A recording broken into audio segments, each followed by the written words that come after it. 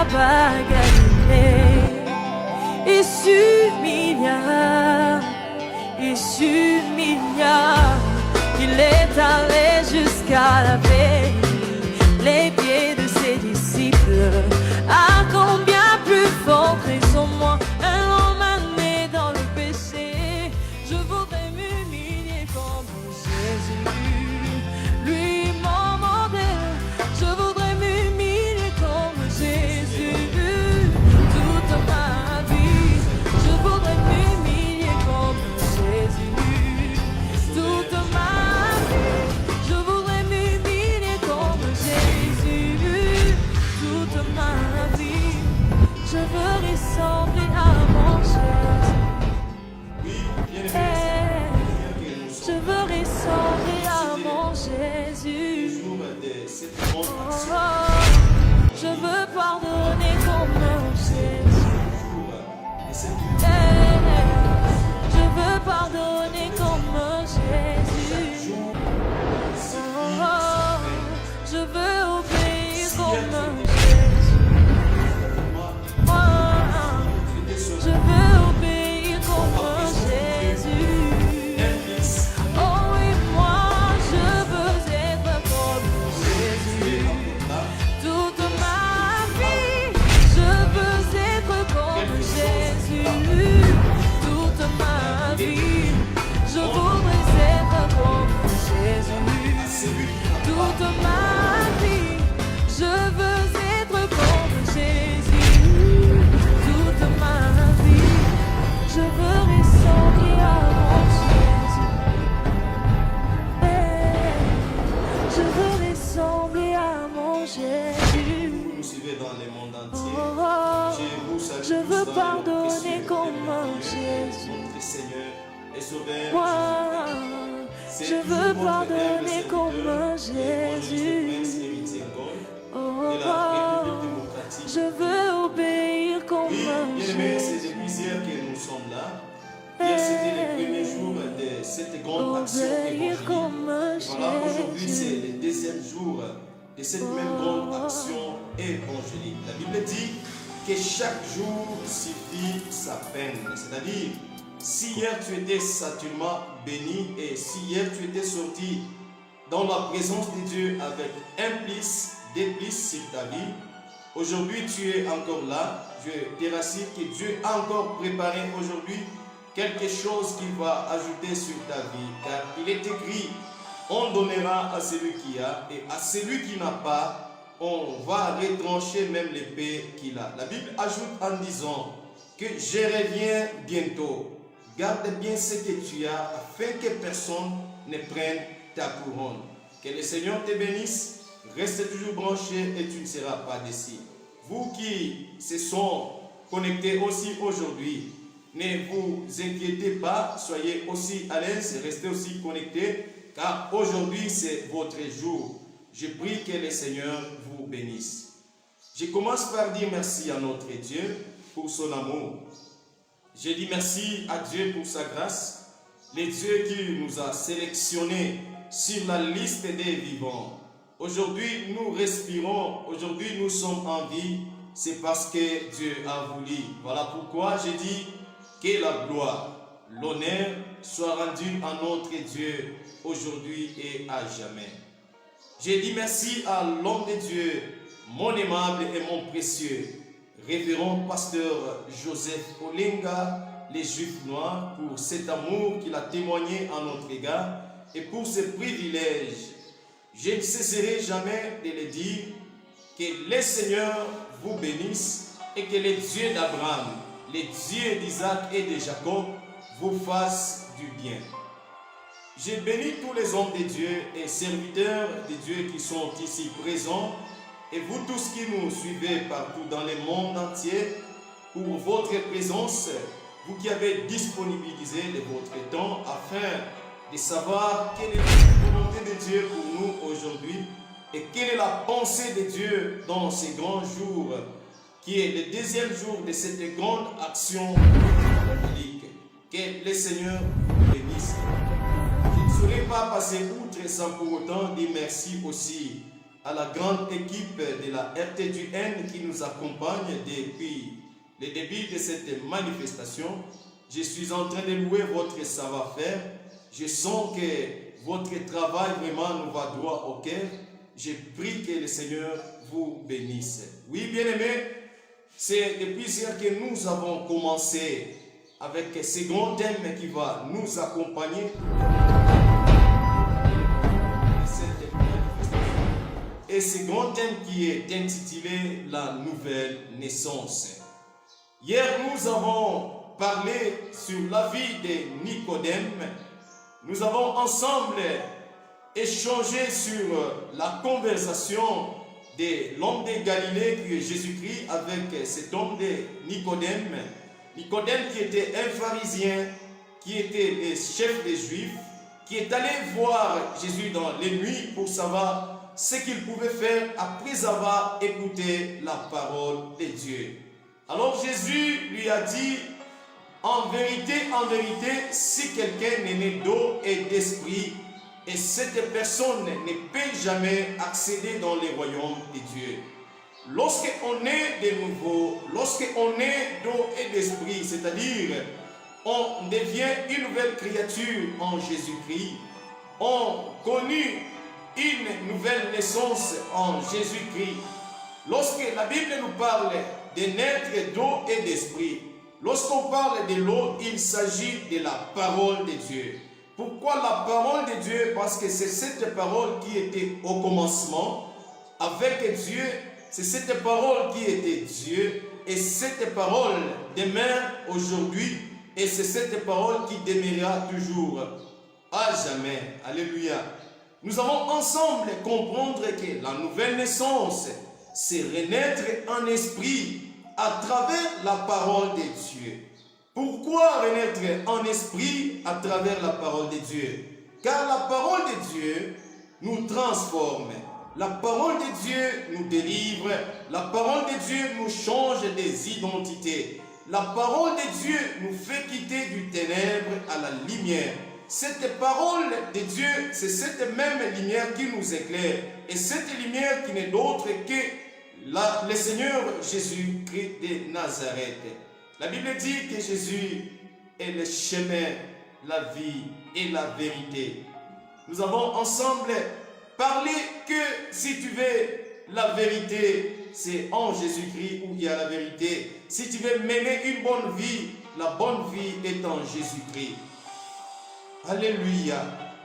Ensemble, nous avons vu ce que l'apôtre Paul, lorsque l'apôtre Paul s'adressait aux Corinthiens, il leur disait que si quelqu'un est en Christ, il est devenu une nouvelle création.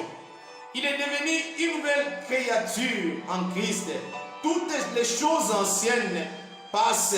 Toutes les choses anciennes sont passées. Et voici maintenant toutes les choses sont devenues nouvelles en Jésus-Christ. C'est là que nous avons parlé de la nouvelle naissance. Voilà, aujourd'hui, nous continuons toujours dans ce grand thème qui est la nouvelle naissance.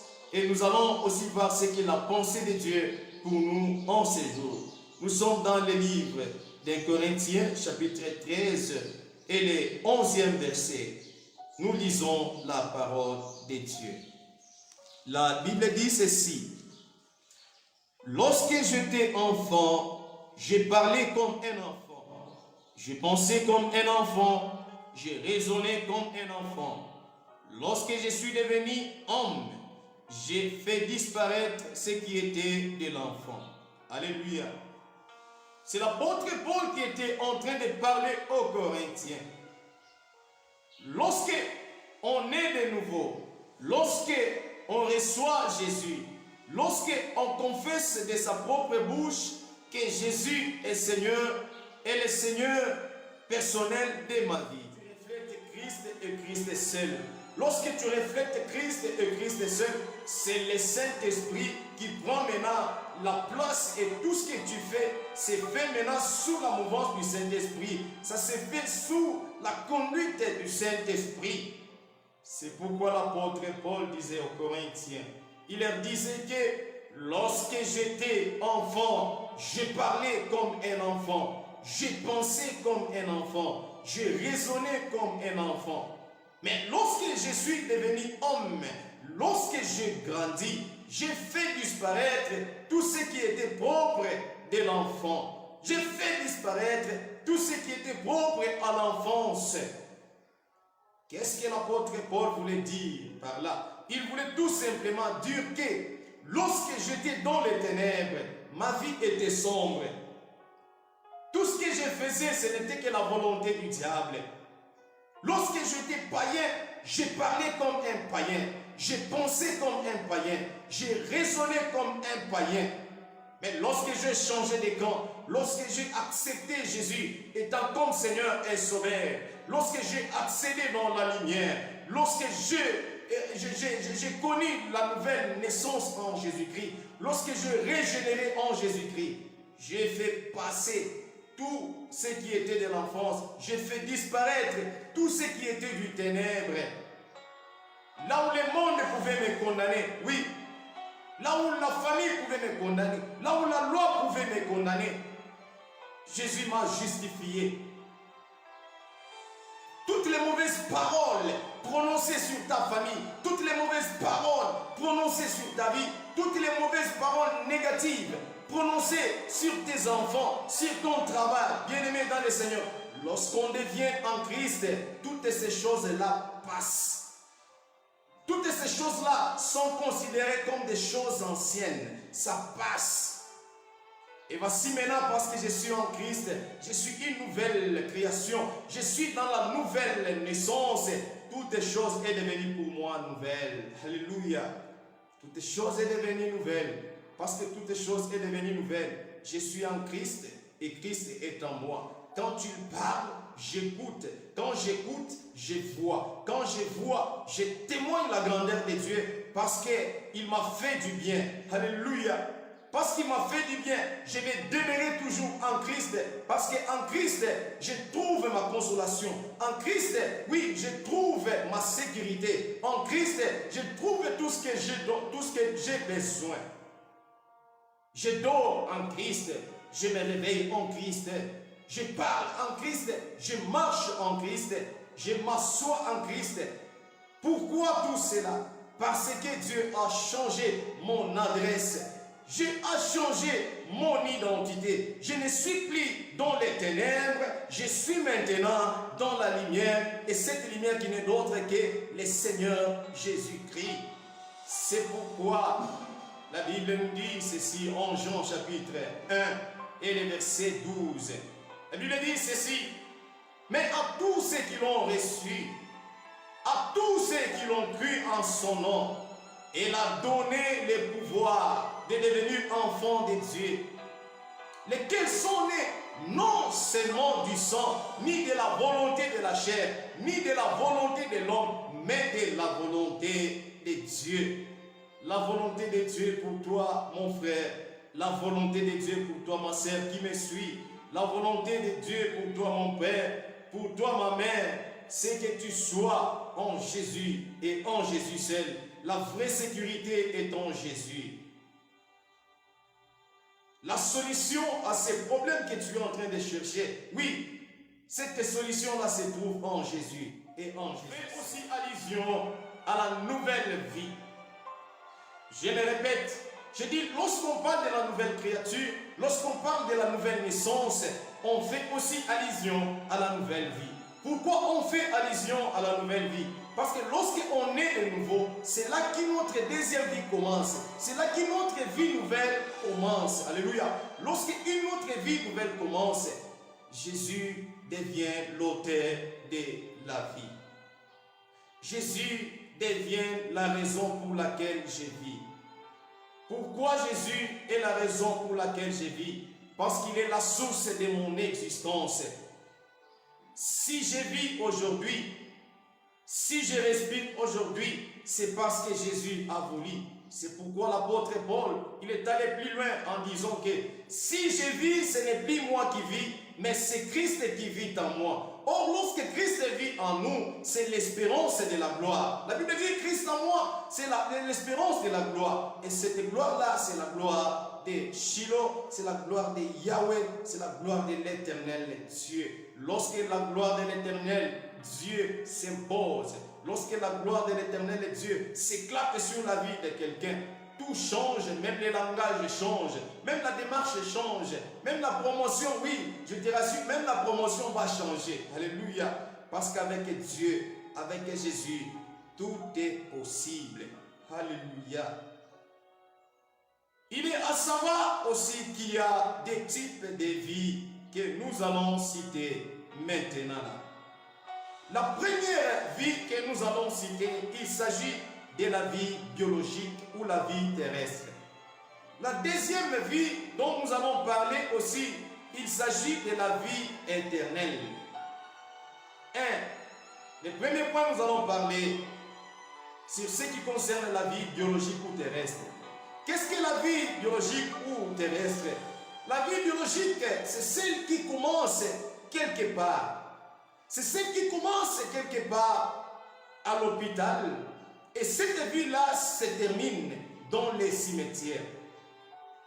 Comprenons ensemble pourquoi j'ai dit que c'est une vie qui commence quelque part. Oui, parce que nous tous, tels que nous sommes là, nous n'étions pas tous nés dans des hôpitaux. Il y en a d'autres qui étaient nés dans des maisons. Il y en a d'autres même à mi-chemin. Pourquoi? Lorsque la situation semblait un peu s'empirer et les douleurs d'enfantement semblaient un peu s'empirer et la maman était obligée de donner naissance à mi-chemin. C'est pourquoi je dis, c'est une vie qui commence quelque part et cette vie-là se termine toujours dans les cimetières. C'est-à-dire la vie biologique ou la vie terrestre, c'est une vie qui a une courte durée, il y a une durée déterminée.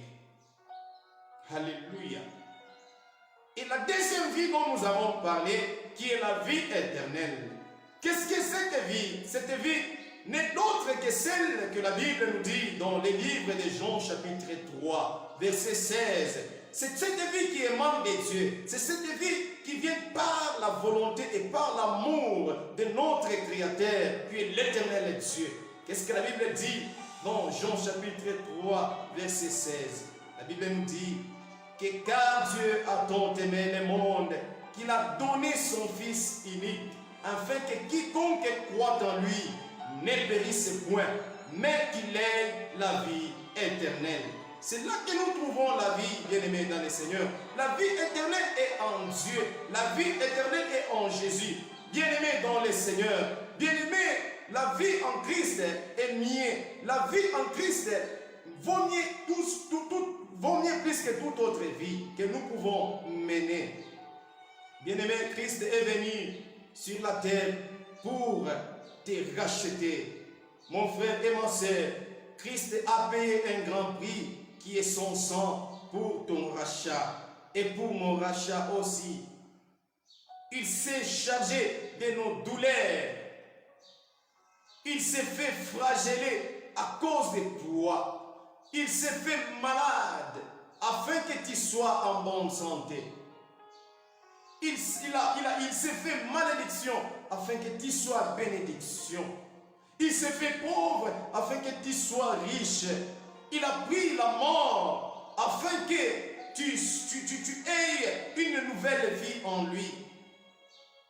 Là où tu pouvais mourir, là où la loi pouvait te condamner, Jésus a pris cette place. Il a donné sa vie afin que tu aies une nouvelle vie en lui. Il a effacé l'acte dont les ordonnances nous condamnaient.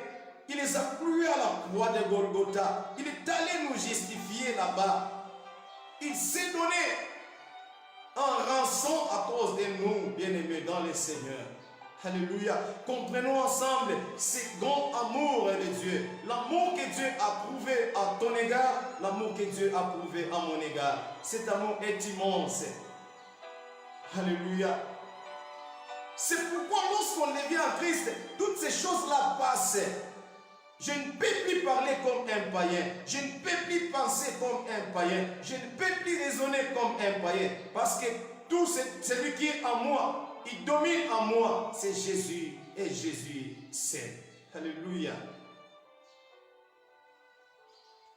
Il est tellement merveilleux, c'est Dieu grand, redoutable. C'est Dieu grand, redoutable. Il est tellement bon et merveilleux. Pourquoi? car c'est un Dieu qui ne déçoit jamais. Il est toujours fidèle à sa parole pour l'accomplir. Là où le monde a dit non pour ta vie, Jésus est venu, il a dit oui. Là où les autres pouvaient dire que toi tu ne paies pas, mais lorsque Dieu vient, il te dit que tu paies avec lui. Alléluia. Parce que Christ est en toi, tu paies tout. Alléluia. C'est pourquoi la Bible nous dit, dans 1 Jean chapitre 5, versets 12 à 13, lisons et comprenons ensemble ce que la Bible nous dit. La Bible dit ceci: celui qui a le Fils a la vie. Celui qui n'a pas le Fils de Dieu n'a pas la vie. Je vous ai écrit ces choses afin que vous sachiez que vous avez la vie éternelle, vous qui avez cru au nom du Fils de Dieu. Alléluia. En Jésus, nous avons la vie éternelle. En Jésus, nous avons l'assurance. Celui qui a le Fils a la vie. Sans Jésus, la vie n'a pas de sens. Sans Christ, la vie n'a pas sa raison d'être. Mais lorsqu'il est en moi, j'ai l'assurance du salut. J'ai l'assurance du royaume. Oui, parce que Jésus, c'est le passeport qui va me donner accès dans le royaume de Dieu ces jours-là. C'est pourquoi nous disons que Christ en moi, Christ en nous, c'est l'espérance de la gloire. Bien-aimé, j'ai toujours dit, prive-moi l'argent, prive-moi à manger, prive-moi les habits, mais ne me prive pas Jésus, ne me prive pas Jésus-Christ, parce que, car avec Jésus, vaut mieux plus que toutes choses, vaut mieux plus que toute autre chose. Quand j'ai Jésus, j'ai l'assurance. Lorsqu'on ferme à gauche, avec Jésus, je peux passer à droite. Lorsqu'on ferme à droite, avec Jésus, je peux créer encore à gauche. Lorsqu'on ferme partout, je peux créer en bas. Lorsqu'on ferme en bas, avec Jésus, je peux même voler, survoler en l'air. Je peux créer quelque chose en l'air.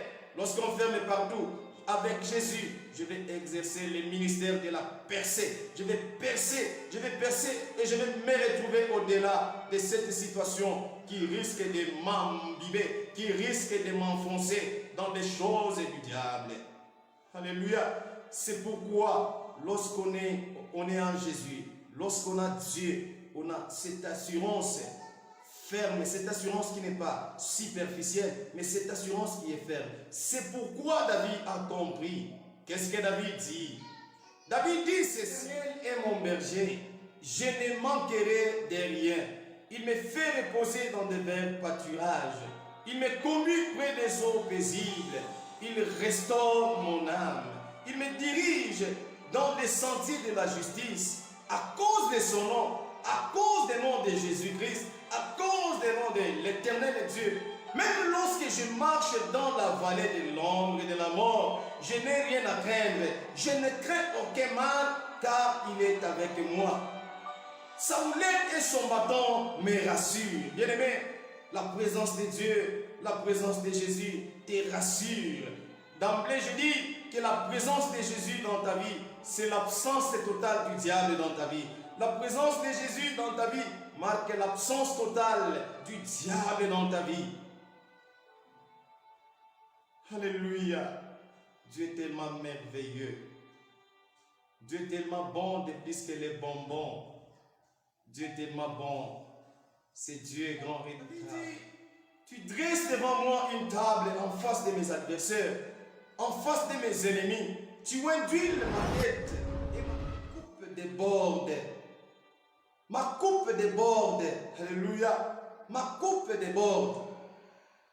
Bien-aimé dans le Seigneur, la bonté de Dieu va surabonder sur toi. La bonté de Dieu va déborder sur toi. La bénédiction de Dieu va surabonder sur toi. C'est pourquoi la Bible nous dit, là où les péchés abondent, la grâce surabonde. Bien-aimé dans le Seigneur, la grâce qui est Jésus-Christ surabonde dans nos vies. La grâce qui est Jésus-Christ surabonde dans nos familles, dans tout ce que nous sommes en train de faire. Gloire au Seigneur. À cause de cette assurance que l'Éternel est pour nous, C'est alors que David a eu ce courage de confesser, de parler, de déclarer sur sa vie, dit, oui, le bonheur et la grâce m'accompagneront tous les jours de ma vie.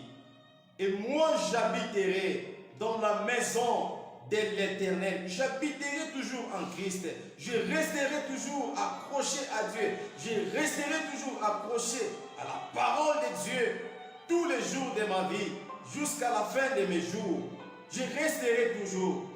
Bien-aimés dans le Seigneur, à des fois, quand on se retrouve devant des situations, quand on se retrouve devant des problèmes, il faut toujours confesser. Alléluia. Lorsque tu déclares les choses au nom de Jésus, bien-aimé, rien ne te sera difficile parce que Jésus-Christ est au-dessus de toutes choses. Celui qui est en nous est plus grand que celui qui règne dans ce monde. Celui en qui tu as crié, celui en qui tu as mis ta confiance, celui en qui tu es, celui en qui tu existes, est plus grand que ces problèmes qui te tourmentent. Chaque chose porte un nom. Chaque problème a un nom. Mais il y a un nom qui a été souverainement élevé. C'est le nom de Jésus. Et devant ce nom, tout genou fléchit et toute langue confesse que Jésus est Seigneur à la gloire de Dieu le Père. Jésus est Seigneur. Il est le Seigneur des Seigneurs. Il est le Roi des Rois à la gloire de notre Dieu. C'est pourquoi, lorsque tu es en Christ, lorsque tu es dans la prière, tu peux maintenant confesser, disons que je crois et je confesse que je suis une nouvelle création en Jésus-Christ. Les choses anciennes sont passées. Voici, toutes les choses sont devenues nouvelles pour moi. L'Éternel est celui qui a créé, l'Éternel est celui qui peut encore créer un nouveau chemin là où il n'y en avait pas. Là où il n'y avait pas de chemin, Dieu est capable, oui c'est possible avec Dieu, que Dieu puisse au moins créer un nouveau chemin dans lequel toi aussi tu vas marcher. Et lorsque tu marches dans ce chemin ce n'est d'autre que Jésus-Christ de Nazareth. Je confesse que l'Éternel, il me fait fleurir, même au milieu de la sécheresse. Tant que mes racines restent dans le sol, près de la rivière, tant que mes racines continuent toujours à absorber de l'eau de la vie, l'eau qui est la parole de Dieu, même si on coupe les troncs, je sais que tôt ou tard, je vais porter de nouvelles bourgeons et je vais rajeunir encore. Christ a redonné un sens à ma vie. Il a balayé ma vie passée. Il me fait repartir à zéro. C'est-à-dire, Christ a réinitialisé les systèmes de ma vie. En dépit de mes erreurs. Dis en toi qu'en dépit de tes erreurs, en dépit de tes erreurs passées, Dieu peut encore te racheter. Et tu peux aussi encore racheter le temps. Il faut que tu rachètes le temps, car les jours sont mauvais. Ce n'est pas fini tant que Dieu n'a pas dit que c'est fini. Là où le monde peut dire que non, mais lorsque Dieu vient, lorsque Jésus vient, il dit que oui, tout est possible avec lui. Avec Christ, je réussirai tout ce que je suis en train de faire. Avec Christ, je vais évoluer, je vais marcher de succès en succès, de grâce en grâce, de bénédiction en bénédiction, parce que Christ est pour moi. Alléluia. Bien-aimés, chers frères et sœurs, rachetez le temps, car les jours sont mauvais. Rachetez le temps, car les jours sont mauvais. Tu es appelé à quitter la distraction. Cette distraction-là ne t'amènera nulle part. Tes amis t'amènent toujours dans la distraction.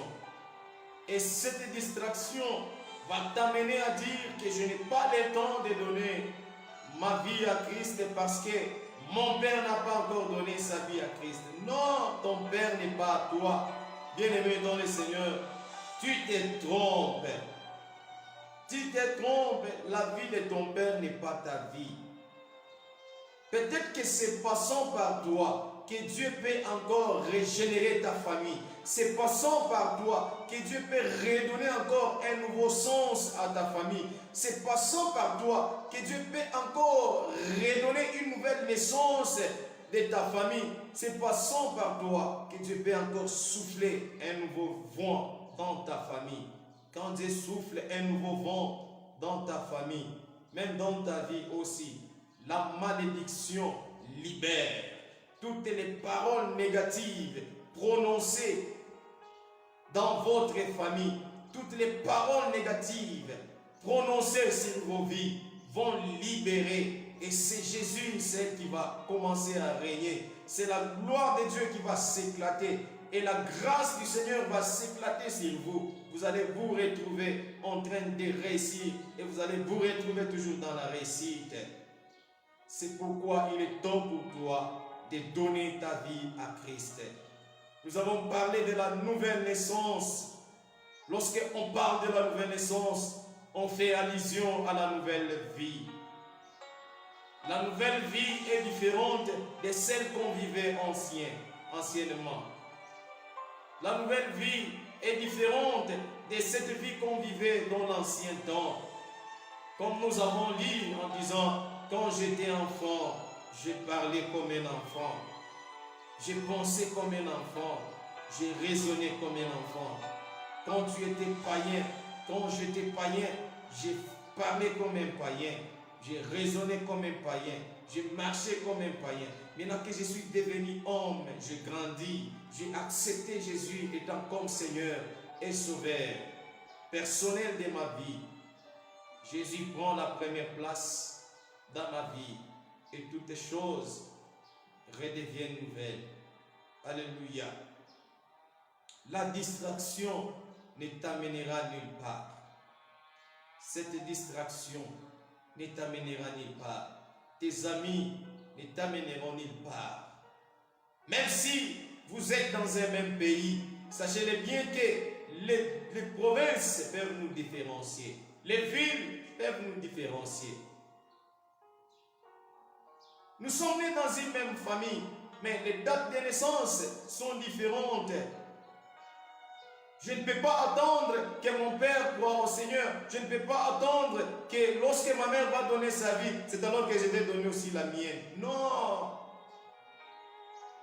Nous pouvons être dans une même ville, bien aimés, mais les communes vont nous différencier. Nous pouvons habiter tous dans la même commune, mais les quartiers vont toujours nous différencier. Nous pouvons habiter dans un même quartier, mais les avenues vont nous différencier.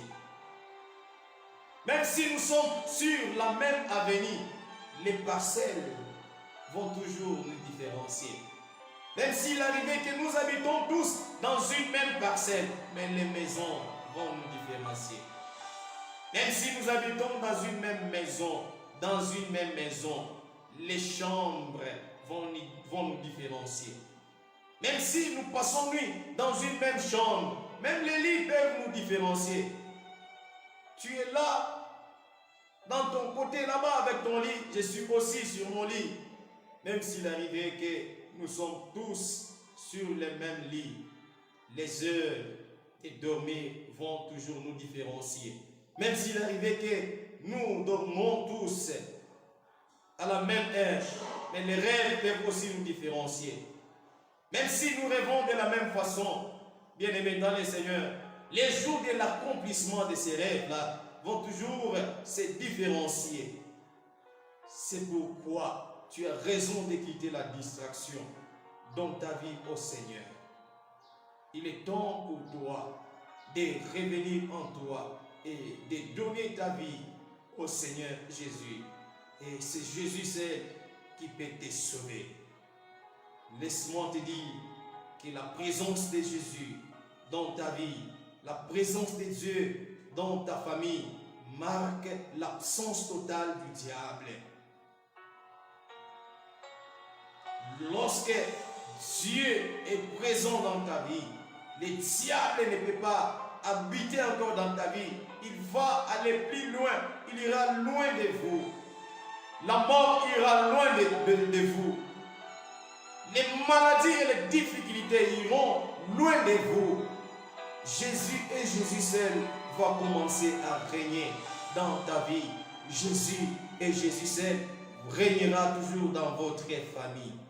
C'est pourquoi, lorsque on est né de nouveau, lorsque on est dans une nouvelle naissance, lorsque on commence une nouvelle vie, ce qu'il faut retenir, c'est que il faut faire de ses affaires les affaires de Dieu. Donc tu disposes ton temps à Dieu.